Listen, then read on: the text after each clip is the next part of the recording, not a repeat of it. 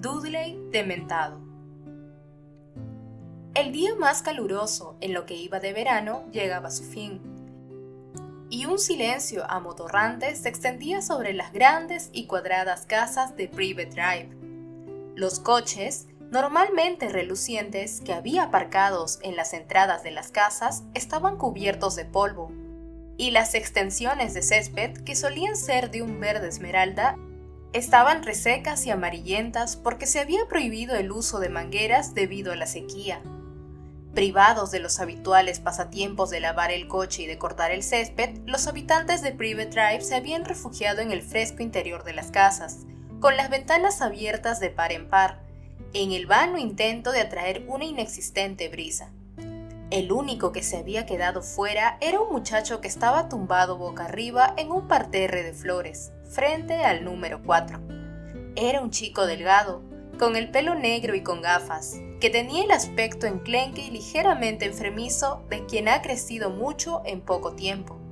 Llevaba unos vaqueros rotos y sucios, una camiseta ancha y desteñida, y las suelas de sus zapatillas de deporte estaban desprendiéndose por la parte superior. El aspecto de Harry Potter no le granjeaba el cariño de sus vecinos, quienes eran de esa clase de gente que cree que el desaliño debería estar castigado por la ley.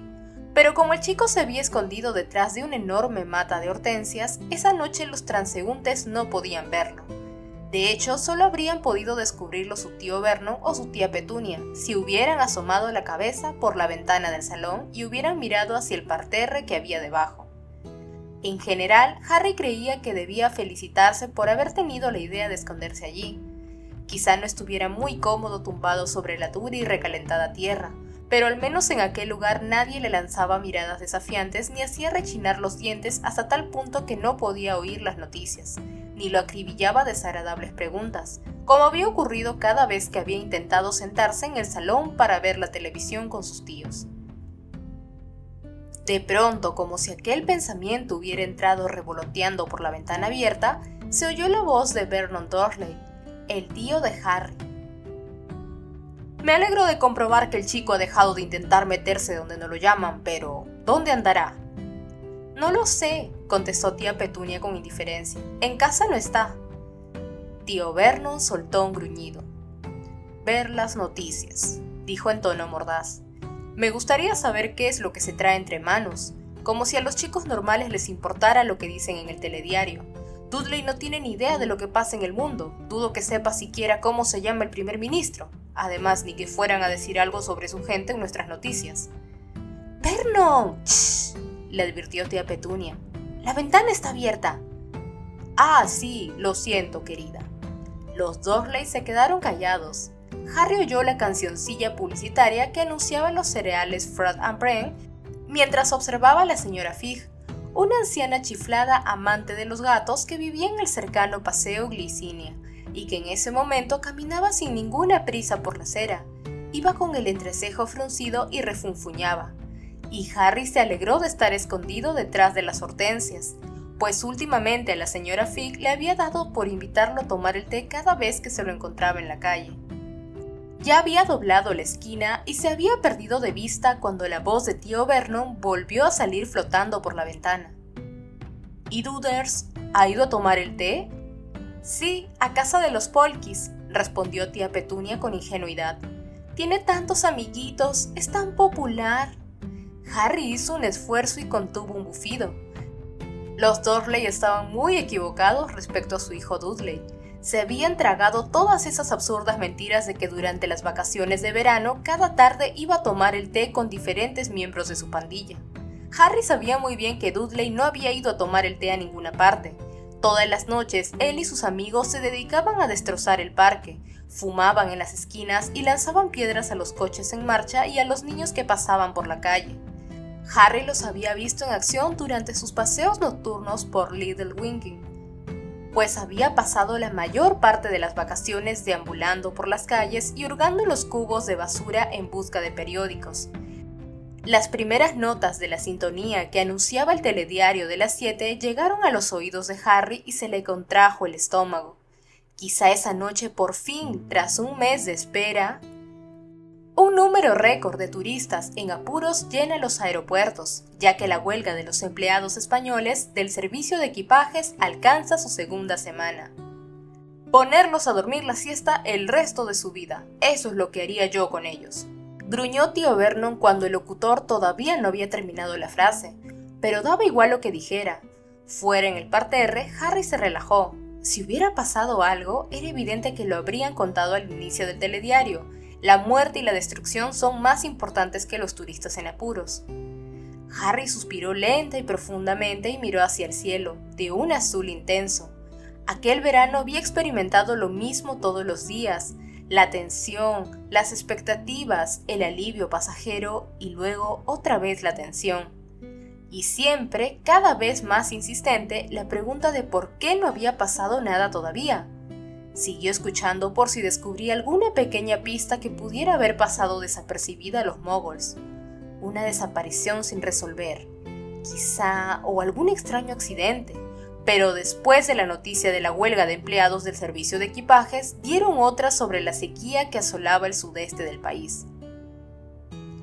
«Espero que el vecino de al lado esté escuchando», bramó tío Vernon. «Ya sé que pone los aspersores en marcha a las 3 de la madrugada». Luego otra de un helicóptero que había estado a punto de estrellarse en un campo de Surrey, y a continuación la del divorcio de una actriz famosa de su famoso marido. «¡Ja! Como si nos interesaran sus sórdidos asuntos privados», comentó con desdén tía Petunia, que había seguido el caso obsesivamente en todas las revistas del corazón a las que había podido echar mano. Harry cerró los ojos al intenso y resplandeciente azul del anochecer y oyó que el locutor decía: «Y por último, el periquito Bongi ha descubierto una novedosa manera de refrescarse este verano. Bongi, que vive en el 5 Plumas de Barnsley, ha aprendido a hacer esquí acuático. Mary Dorkins se ha desplazado hasta allí para darnos más detalles». Harry abrió los ojos. Si habían llegado a la noticia de los periquitos que practicaban esquí acuático, no podía haber nada más que valiera la pena escuchar. Rodó con cuidado hasta quedar boca abajo y se puso a 4 patas, preparado para salir gateando de su refugio bajo la ventana. Se había movido unos cuantos centímetros cuando varias cosas sucedieron en un abrir y cerrar de ojos. Una fuerte detonación, parecida al ruido de un disparo, rompió el perezoso silencio. Un gato salió disparado de debajo de un coche aparcado y desapareció. Del salón de los Dursley llegaron un chillido, un juramento y el ruido de porcelana rota, y como si esa fuera la señal que Harry hubiera estado esperando, se puso en pie de un brinco al mismo tiempo que sacaba de la cintura de sus vaqueros una delgada varita mágica de madera, como si desenvainara una espada. Pero antes de que pudiera enderezarse del todo, su coronilla chocó contra la ventana abierta de los Dursley. El ruido de la colisión hizo que tía Petunia gritara aún más fuerte. Harry tuvo la impresión de que su cabeza se había partido por la mitad. Se tambaleó, con los ojos bañados en lágrimas, e intentó enfocar la calle para localizar el origen de la detonación. Pero cuando apenas había conseguido recobrar el equilibrio, 2 grandes manos moradas salieron por la ventana abierta y se cerraron con fuerza alrededor de su cuello. «¡Guarda eso!», le gruñó tío Vernon al oído. «¡Inmediatamente! ¡Antes de que alguien lo vea!». «¡Suéltame!», exclamó Harry con voz entrecortada. Forcejearon durante unos segundos. Harry tiraba de los dedos como salchichas de su tío con la mano izquierda, mientras con la derecha mantenía con firmeza su varita mágica en alto. Entonces, al mismo tiempo que el dolor que Harry notaba en la coronilla le producía una punzada muy desagradable, tío Vernon dio un grito y lo soltó, como si hubiera recibido una descarga eléctrica. Al parecer, una fuerza invisible había invadido a su sobrino y le había impedido sujetarlo. Jadeando, Harry cayó hacia adelante sobre la mata de hortensias, se enderezó y miró alrededor. No había ni rastro de lo que había causado la detonación, pero en cambio unas cuantas caras miraban desde varias ventanas cercanas. Harry se guardó apresuradamente la varita en los vaqueros e intentó adoptar una expresión inocente. «¡Qué noche tan agradable!», gritó tío Vernon saludando con la mano a la señora número 7, la vecina de enfrente, que lo fulminaba con la mirada desde detrás de sus visillos. «¿Ha oído cómo ha petardeado ese coche? Petunia y yo nos hemos dado un susto de muerte. Siguió manteniendo su espantosa sonrisa de maníaco hasta que los vecinos curiosos hubieron desaparecido de sus respectivas ventanas.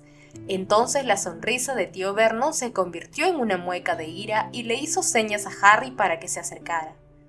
Harry dio unos pasos hacia donde estaba su tío, procurando detenerse fuera del alcance de sus manos para que no pudiera seguir estrangulándolo. ¿Pero qué demonios te propones con eso, chico?, preguntó tío Vernon con una voz ronca que temblaba de rabia. ¿Qué me propongo con qué?, replicó fríamente Harry, que no paraba de mirar a uno y a otro lado de la calle con la esperanza de descubrir a la persona que había producido aquel estruendo. Haciendo ese ruido, parecía el pistoletazo de salida de una carrera debajo de nuestra... No he sido yo, dijo Harry con firmeza. El delgado y caballudo rostro de tía Petunia apareció junto a la cara redonda y morada de tío Vernon. Tía Petunia estaba pálida. ¿Qué hacías acechando debajo de nuestra ventana? Sí, eso es, bien dicho, Petunia. ¿Qué hacías debajo de nuestra ventana, chico? Escuchar las noticias, contestó Harry con tono resignado. Su tío y su tía se miraron indignados. ¿Escuchar las noticias? ¿Otra vez? Bueno, es que cada día son diferentes, ¿saben?, dijo Harry. No te hagas el listo conmigo, chico. Quiero saber qué es lo que tramas en realidad y no vuelvas a venirme con el cuento ese de que estabas escuchando las noticias. Sabes perfectamente que tu gente... ¡Cuidado, Vernon!, susurró tía Petunia, y el hombre bajó la voz hasta que Harry apenas pudo oírlo. Que tu gente no sale en nuestras noticias. Eso es lo que tú crees, repuso Harry. Los Dursley lo miraron con los ojos desorbitados unos segundos. Entonces tía Petunia dijo: «Eres un pequeño embustero. ¿Qué hacen todas esas...?» Ella también bajó la voz, de modo que Harry tuvo que leerle los labios para entender la siguiente palabra. «¿Lechuzas y no traerte noticias?» «¡Ajá!», exclamó tío Vernon con un susurro triunfante. «¿Nos tomas por tontos, chico? Como si no supiéramos que esos pestilentes pajarracos de los que te traen las noticias». Harry vaciló un instante. Esta vez le costaba trabajo decir la verdad, aunque era imposible que sus tíos supieran lo mucho que le dolía admitirlo. «Las lechuzas no me traen noticias», dijo con voz monótona. «No te creo», le espetó tía Petunia al instante. «Yo tampoco», agregó tío Vernon con ímpetu. «Sabemos que estás tramando algo raro», continuó tía Petunia. «No somos idiotas», dijo tío Vernon. «Bueno, eso sí que es una noticia para mí», afirmó Harry, cada vez más enojado, y antes de que los Dursley pudieran ordenarle que regresara, había girado sobre sus talones, cruzando el jardín delantero, saltando la valla y empezado a alejarse por la calle dando grandes zancadas. Había metido la pata y lo sabía. Más tarde tendría que enfrentarse a sus tíos y pagar por su grosería, pero en ese momento eso no le importaba demasiado. Tenía asuntos mucho más urgentes en la cabeza. Harry estaba convencido de que aquella detonación la había causado alguien al aparecerse o desaparecerse. Era el mismo ruido que Dobby, el elfo doméstico, hacía cuando se esfumaba. ¿Y si Dobby estuviera ahí, en Privet Drive? ¿Y si Dobby lo estuviera siguiendo en ese mismo instante? En cuanto se le ocurrió esa idea, Harry se dio la vuelta y se quedó mirando a la calle, pero esta parecía completamente desierta, y Harry estaba seguro de que Dobby no sabía cómo hacerse invisible. Siguió andando, sin fijarse apenas por dónde iba, porque paseaba tan a menudo por aquellas calles que sus pies los llevaban automáticamente a sus sitios preferidos. Miraba hacia atrás con frecuencia. Algún ser mágico había estado cerca de él mientras se encontraba tumbado entre las marchitas begonias del parterre de tía Petunia. De eso no tenía ninguna duda. Pero, ¿por qué no le había hablado? ¿Por qué no se había manifestado? ¿Por qué se escondía? Y entonces, cuando su sentimiento de frustración alcanzó el punto máximo, su certeza se difuminó. Al fin y al cabo, quizá no hubiera sido un ruido mágico. Quizá estuviera tan ansioso por detectar la más mínima señal de contacto con el mundo al que él pertenecía que reaccionaba de forma exagerada ante ruidos normales. ¿Estaba seguro de que no se trataba del ruido de algo que se había roto en la casa de algún vecino? Harry notó un vacío en el estómago, y casi sin darse cuenta volvió a invadirlo la sensación de desesperanza que lo había atormentado todo el verano. Al día siguiente, por la mañana, el despertador sonaría a las 5 en punto para que Harry pudiera pagar a la lechuza que le entregaba el profeta. Pero, ¿tenía sentido que siguiera recibiéndolo? Últimamente Harry se limitaba a echarle un vistazo a la primera plana antes de dejarlo tirado en cualquier sitio. Cuando los idiotas que dirigían el periódico se dieran cuenta por fin de que Voldemort había regresado, esa sería la noticia de la portada en grandes titulares, y esa era la única que a Harry le importaba. Si tenía suerte, a la mañana siguiente también llegarían lechuzas con cartas de sus mejores amigos, Ron y Hermione, aunque ya se habían agotado sus esperanzas de que sus cartas le llevaran noticias. Como comprenderás, no podemos hablar mucho de ella, ¿sabes qué? Nos han pedido que no digamos nada importante por si nuestras cartas se pierden. Estamos muy ocupados, pero ahora no puedo darte detalles. Están pasando muchas cosas, ya te lo contaremos todo cuando te veamos. Pero, ¿cuándo irían a verlo? A nadie parecía importarle que no hubiera una fecha exacta. Hermione había escrito en su tarjeta de felicitación de cumpleaños: «Creo que te veremos pronto». Pero, ¿qué quería decir pronto? Por lo que Harry había podido deducir de las vagas pistas que contenían sus cartas, Hermione y Ron estaban en el mismo sitio, seguramente en casa de los padres de Ron. Harry no soportaba imaginárselos divirtiéndose en la madriguera cuando él estaba apartado en Privet Drive. Estaba tan enfadado con ellos que había tirado sin abrirlas las 2 cajas de chocolatinas de Honeydukes que le habían enviado por su cumpleaños. Después, cuando vio la mustia ensalada que tía Petunia puso en la mesa a la hora de cenar, se arrepintió de haberlo hecho. ¿Y qué era eso que tenía tan ocupados a Ron y a Hermione? ¿Por qué no estaba él ocupado? ¿Acaso no había demostrado que era capaz de llevar a cabo cosas mucho más importantes de las que hacían ellos? ¿Había olvidado todo el mundo de su proeza? ¿Acaso no había sido él quien había entrado en aquel cementerio y había visto cómo asesinaban a Cedric y al que habían atado a aquella lápida y casi habían matado? «No pienses en eso», se dijo Harry, severo, por enésima vez a lo largo del verano. Ya era bastante desagradable que el cementerio apareciera continuamente en sus pesadillas para que también pensara en él durante el día. Dobló una esquina y continuó andando por la calle Magnolia, un poco más allá.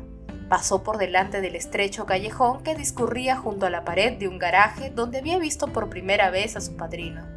Al menos Sirius parecía entender cómo se sentía Harry. Había que reconocer que sus cartas contenían tan pocas noticias de verdad como las de Ron y Hermione, pero por lo menos incluían palabras de precaución y de consuelo en lugar de tentadoras insinuaciones.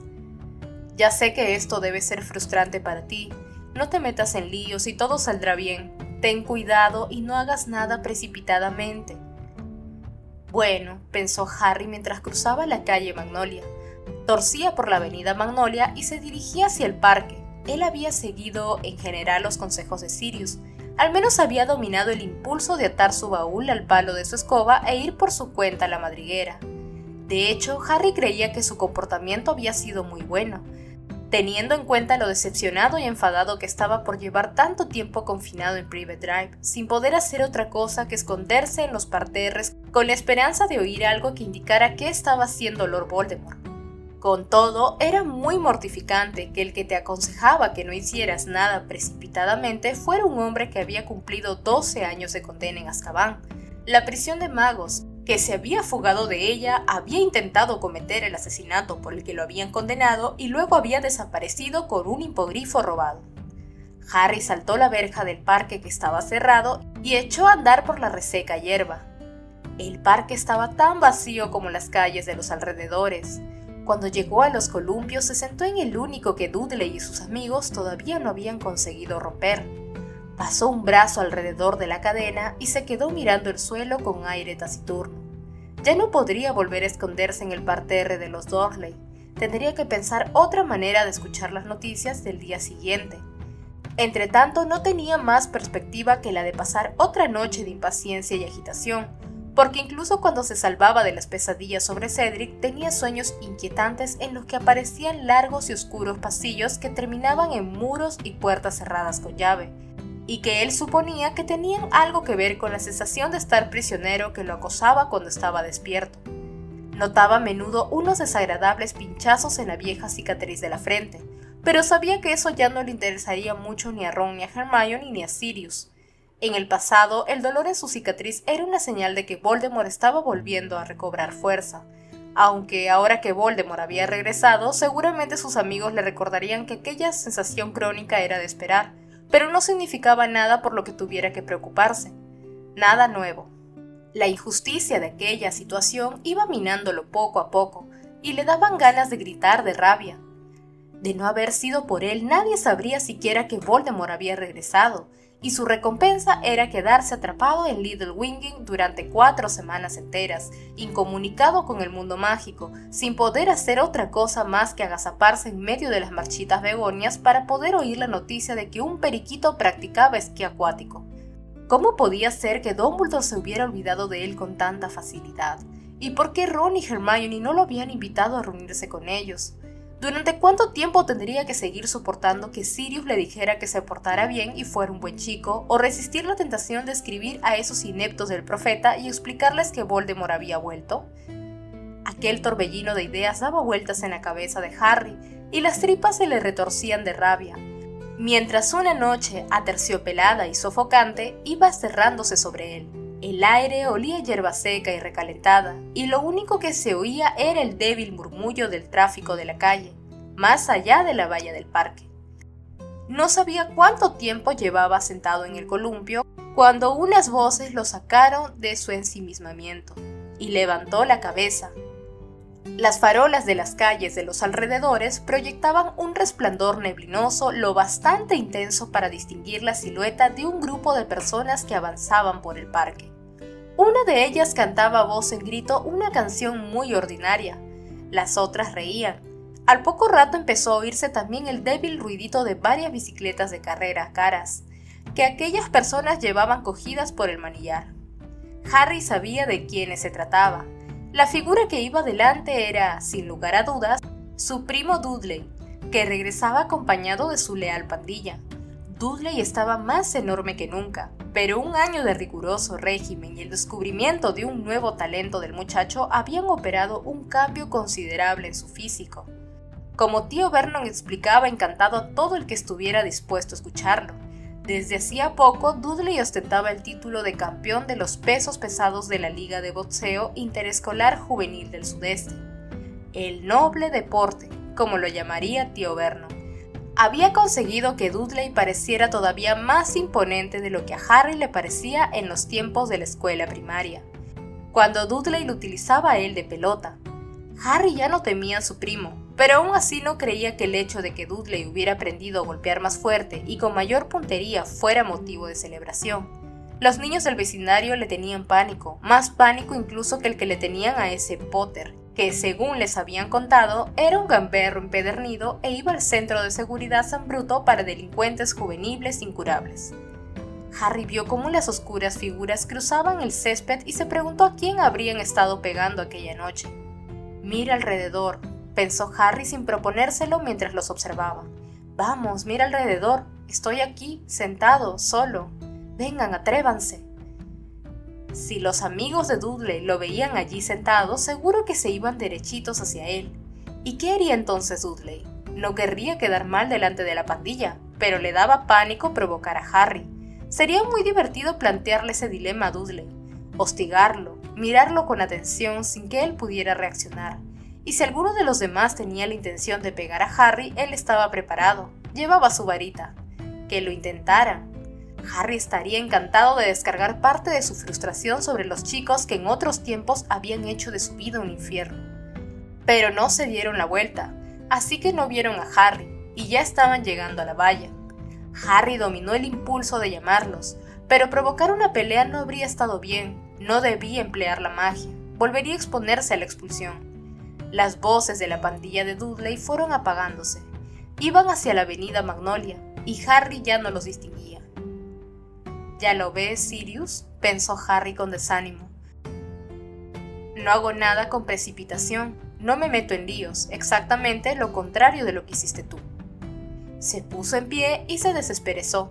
Por lo visto, tía Petunia y tío Vernon consideraban que la hora a la que Dudley aparecía en casa era la hora correcta de llegar, pero el tiempo que sobrepasara esa hora ya era demasiado tarde. Tío Vernon había amenazado con encerrar a Harry en el cobertizo si volvía a llegar después que Dudley, Así que, conteniendo un bostezo y todavía con el entrecejo fruncido, Harry echó a andar hacia la verja del parque. La avenida Magnolia, al igual que Privet Drive, estaba llena de grandes y cuadradas casas con jardines perfectamente cuidados, cuyos propietarios también eran grandes y cuadrados y conducían coches muy limpios parecidos al de tío Vernon. Harry prefería Little Winging por la noche, cuando las ventanas con las cortinas echadas dibujaban formas de relucientes colores en la oscuridad, y él no corría el peligro de oír murmullos desaprobadores sobre su aspecto de delincuente, cuando se cruzaba con los dueños de las casas. Caminaba deprisa, pero cuando ya estaba hacia la mitad de la avenida Magnolia, la pandilla de Dudley volvió a aparecer ante él. Estaban despidiéndose en la esquina de la calle Magnolia. Harry se detuvo a la sombra de un gran lilo y esperó. «Chillaba como un cerdo, ¿verdad?», decía Malcolm entre las risotadas de los demás. «Buen gancho de derecha, Big D», dijo Pierce. «¿Mañana a la misma hora?», preguntó Dudley. «En mi casa, mis padres no estarán», respondió Gordon. «Hasta mañana entonces», se despidió Dudley. «Adiós, Dud. Hasta luego, Big D». Harry esperó a que el resto de la pandilla se pusiera en marcha antes de seguir andando. Cuando sus voces se hubieron apagado de nuevo, dobló la esquina de la calle Magnolia y, acelerando el paso, no tardó en situarse a escasa distancia de Dudley, que caminaba tan campante tarareando de forma poco melodiosa.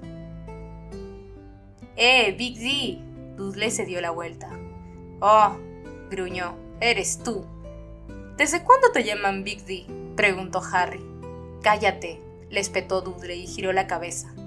«¿Qué nombre tan fardón?», dijo Harry sonriendo y situándose junto a su primo. «Aunque para mí siempre serás cachorrito». «He dicho que te calles», gritó Dudley, que había cerrado aquellas manos suyas que parecían jamones. «¿No saben tus amigos que así es como te llama tu madre? ¡Cierra el pico!». «A ella nunca le dices que cierre el pico. ¿Qué me dices de peoncita y muñequito precioso? ¿Puedo usarlos?».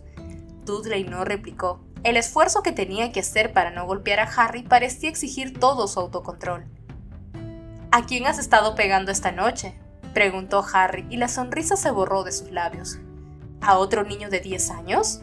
Ya sé que hace un par de noches le diste una paliza a Mark Evans». «Se la había buscado», gruñó Dudley. «¿Ah, sí?». «Me contestó mal». «¿En serio? ¿Qué te dijo?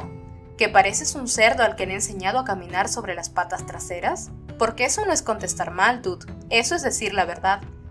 Un músculo palpitaba en la mandíbula de Dudley. A Harry le produjo gran satisfacción comprobar lo furioso que estaba poniendo su primo. Sentía que estaba desviando toda su frustración hacia Dudley. Era la única válvula de escape que tenía. Torcieron a la derecha por el estrecho callejón donde Harry había visto por primera vez a Sirius y que formaba un atajo entre la calle Magnolia y el paseo Glicinia. Estaba vacío y mucho más oscuro que las calles que unía porque allí no había farolas. El ruido de sus pasos quedaba amortiguado entre las paredes del garaje que había a un lado y una alta valla que había al otro. «Te crees muy mayor porque llevas esa cosa, ¿verdad?», dijo Dudley pasados unos segundos. «¿Qué cosa?». Eso que llevas escondida». Harry volvió a sonreír. «No eres tan tonto como pareces, ¿verdad, Dud? Claro, supongo que si lo fueras no serías capaz de andar y hablar al mismo tiempo». Harry sacó su varita mágica. Vio que Dudley la miraba de reojo. «Lo tienes prohibido», se apresuró a decir Dudley. «Sé que lo tienes prohibido. Te expulsarían de esa escuela para bichos raros a la que vas». «¿Cómo sabes que no han cambiado las normas, Big D?». «No las han cambiado», aseguró Dudley, aunque no parecía del todo convencido. Harry soltó una risita. «No tienes agallas para enfrentarte a mí sin esa cosa, ¿verdad que no?», gruñó Dudley. «Y tú necesitas tener a 4 amigos detrás para pegar a un niño de 10 años. ¿Te acuerdas de ese título de boxeo del que tanto alardeas? ¿Cuántos años tenía tu oponente? ¿7? ¿8? «Tenía 16 para que lo sepas», protestó Dudley. «Y cuando terminé con él estuvo 20 minutos sin conocimiento y pesaba el doble que tú. Ya verás cuando le cuente a papá que ha sacado esa cosa». «¿Vas a ir a papi? ¿Le da miedo su campeoncito de boxeo la horrible varita de Harry?» «Por la noche no eres tan valiente, ¿verdad?», dijo Dudley con sorna. «Ahora es de noche, cachorrito. Se llama así cuando el cielo se pone oscuro». Me refiero cuando estás en la cama, le espetó Dudley, que se había parado. Harry se paró también y miró fijamente a su primo. Pese a que no veía muy bien la enorme cara de Dudley, distinguió en ella una extraña mirada de triunfo. ¿Qué quieres decir con eso de que cuando estoy en la cama no soy tan valiente?, preguntó Harry desconcertado. ¿De qué quieres que tenga miedo? ¿De las almohadas? Anoche te oí, replicó Dudley entrecortadamente. Hablabas en sueños. Gemías. ¿Qué quieres decir?, insistió Harry, pero notaba algo frío y pesado en el estómago. La noche pasada había vuelto a ver en sueños el cementerio. Dudley soltó una fuerte carcajada y luego puso una vocecilla aguda y quejumbrosa. «No mates a Cedric, no mates a Cedric. ¿Quién es Cedric, tu novio?» «Mientes», dijo Harry firmemente, pero se le había quedado la boca seca. Sabía que Dudley no mentía. Si no, ¿cómo podía saber algo de Cedric? «Papá, ayúdame, papá. Me va a matar, papá. ¡Buah!». «Cállate», le dijo Harry en voz baja. «Cállate, Dudley, te aviso». «Ven a ayudarme, papá. Mamá, ven a ayudarme. Han matado a Cedric. Ayúdame, papá, ayúdame». «No me apuntes con esa cosa». Dudley retrocedió hacia la pared del callejón. Harry apuntaba directamente con la varita hacia el corazón de su primo. Sentía latir en sus venas los 14 años de odio hacia él. Habría dado cualquier cosa por atacarlo en aquel momento, por lanzarle un conjuro tan fuerte que tuviera que volver a su casa arrastrándose como un insecto, mudo, con antenas. «No vuelvas a hablar de eso», lo amenazó Harry. «¿Me has entendido?» «Apunta hacia otro lado». «Te he preguntado si me has entendido». «Apunta hacia otro lado». «¿Me has entendido?» «Aparte esa cosa de...». Dudley soltó un extraño y estremecedor grito ahogado, como si le hubieran echado encima un cubo de agua helada. Algo le había pasado a la noche. El cielo, de color añil salpicado de estrellas, se quedó de pronto completamente negro, sin una sola luz. Las estrellas, la luna y el resplandor de las farolas que había en ambos extremos del callejón habían desaparecido. El murmullo de los coches y el susurro de los árboles también habían desaparecido. Un frío glacial se había apoderado de la noche, hasta entonces templada y agradable. Estaban rodeados de una oscuridad total, impenetrable y silenciosa, como si una mano gigante hubiera cubierto el callejón con un grueso y frío manto, dejándolos ciegos. Al principio Harry creyó que había hecho magia sin darse cuenta, pese a que había estado conteniendo con todas sus fuerzas, pero entonces cayó en que él no tenía el poder de apagar las estrellas. Giró la cabeza hacia uno y otro lado, intentando ver algo, pero la oscuridad se le pegaba a los ojos como un ingrávido velo. La aterrorizada voz de Dudley sonó en los oídos de Harry.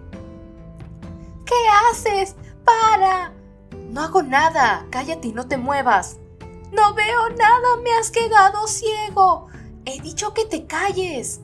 Harry permaneció allí plantado, inmóvil, dirigiendo los ojos a derecha e izquierda sin ver nada. El frío era tan intenso que temblaba de pies a cabeza. Se le puso la carne de gallina en los brazos y se le erizó el vello en la nuca. Harry abrió los ojos al máximo mirando alrededor, pero no pudo ver nada. Era imposible. No podía ser que estuvieran allí. El Little Winging aguzó el oído. Los oiría antes de verlos. «Se lo diré a papá», gimoteó Dudley. «¿Dónde estás? ¿Qué haces?» «¿Quieres callarte de una vez?», susurró Harry. «Estoy intentando Pero se quedó callado. Acababa de oír justo lo que temía. Había algo en el callejón además de ellos dos, algo que respiraba, produciendo un ruido ronco y vibrante. Harry seguía de pie, temblando de frío, y notó una fuerte sacudida de terror. «¡Basta! ¡Para allá! ¡Te voy a pegar un puñetazo! ¡Te juro que te voy a pegar! ¡Cállate, Dudley!». ¡Zas! Un puño chocó contra un lado de la cabeza de Harry y lo levantó del suelo. Ante sus ojos aparecieron unas lucecitas blancas. Por segunda vez en una hora tuvo la impresión de que la cabeza se le había partido por la mitad, y un momento después aterrizó en el duro suelo y su varita salió volando. «¡Eres imbécil, Dudley!», gritó Harry, y el dolor hizo que se le llenaran los ojos de lágrimas. Se puso a 4 patas y empezó a tantear con desesperación a su alrededor en la oscuridad. Oyó a Dudley que se alejaba dando tumbos, chocando contra la valla del callejón, tambaleándose. ¡Vuelve, Dudley! ¡Vas directo hacia él! Se oyó un chillido espantoso y entonces cesó el ruido de los pasos de Dudley. Al mismo tiempo, Harry sintió un frío espeluznante detrás de él que solo podía significar una cosa. Había más de uno. ¡Dudley, mantén la boca cerrada! ¡Hagas lo que hagas! ¡Mantén la boca cerrada!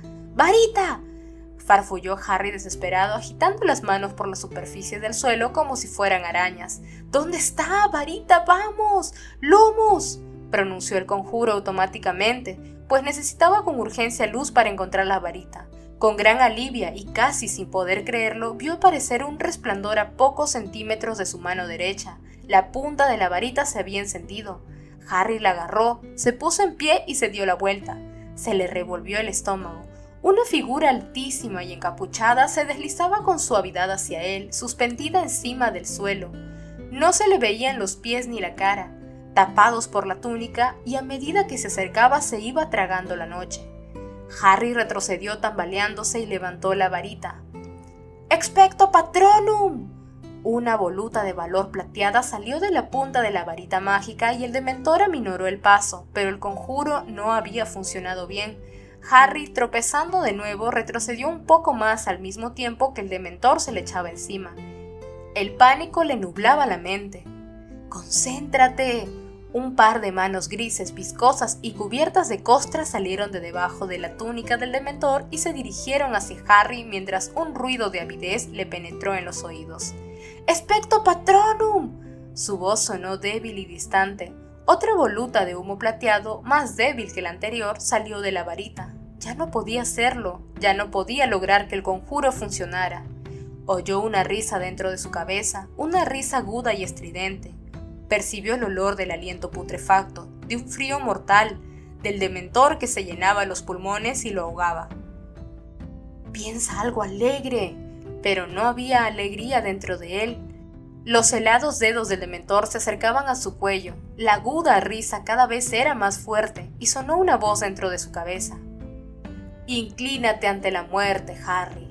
Quizá ni siquiera sea dolorosa, yo no puedo saberlo, yo no he muerto nunca. Jamás volvería a ver ni a Ron ni a Hermione». Y sus caras aparecieron dibujadas con claridad en su mente mientras intentaba respirar. «Expecto Patronum». Un ciervo enorme y plateado salió de la punta de la varita de Harry y con la cornamenta golpeó al dementor donde éste habría tenido el corazón. El dementor se echó hacia atrás, ingrávido como la oscuridad, y cuando el ciervo lo embistió se alejó revoloteando como un murciélago derrotado. «¡Por aquí!», le gritó Harry al ciervo, luego giró sobre los talones y echó a correr a toda velocidad por el callejón manteniendo en alto la varita encendida.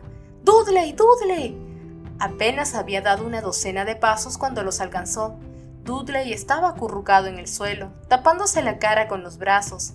El segundo dementor estaba inclinado sobre él, sujetándole las muñecas con sus pegajosas manos, tirando de ellas poco a poco, separándolas casi con ternura, y bajaba la encapuchada cabeza hacia la cara de Dudley como si fuera a besarlo. «¡Anda por él!», bramó Harry, y con un fuerte estrépito el ciervo que había hecho aparecer pasó al galope por su lado. El rostro sin ojos del dementor estaba apenas a 2 centímetros del de Dudley, cuando los cuernos plateados lo golpearon. El dementor salió despedido por los aires y, al igual que su compañero, se alejó volando y quedó absorbido por la oscuridad. Después, el ciervo fue a medio galope hasta el final del callejón y se disolvió en una neblina plateada. La luna, las estrellas y las farolas volvieron a cobrar vida. Una tibia brisa recorrió el callejón. En los jardines del vecindario, los árboles susurraban y volvió a escucharse el prosaico murmullo de los coches que circulaban por la calle Magnolia. Harry se quedó de pie, quieto, con todos los sentidos en tensión, intentando asimilar el brusco regreso a la normalidad. Pasados unos instantes se dio cuenta de que tenía la camiseta pegada al cuerpo. Estaba empapado en sudor. No podía creer lo que acababa de pasar. Dementores allí, en Little Wingy. Dudley seguía acurrucado en el suelo, gimoteando y tembloroso.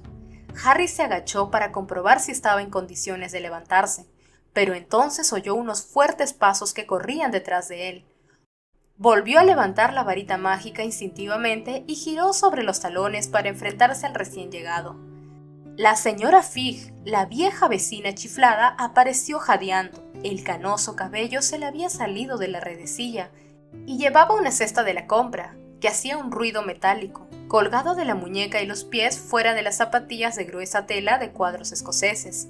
Harry se apresuró a esconder su varita mágica, pero... «¡No guardes eso, necio!», le gritó la señora Fig. «¿Y si hay alguno más suelto por aquí?». «¡Ay, voy a matar a ese Mundungus Fletcher!».